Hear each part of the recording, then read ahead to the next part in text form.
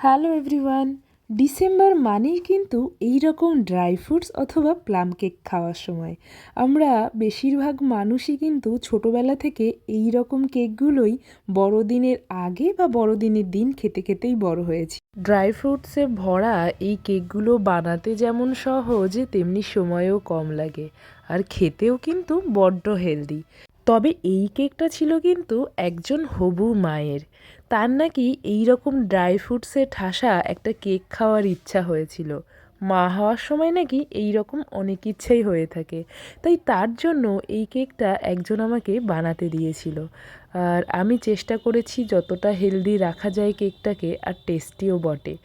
আর সত্যি কথা বলতে এই রকম কেক কিন্তু আমরা অনেকেই বাড়িতে এই সময় বানিয়েই থাকি, আর সেটা বাজার থেকে আনা কেকের থেকে অনেক বেশি টেস্টি হয়। আর তোমরা এই ক্রিসমাসে কেক বানাচ্ছ তো?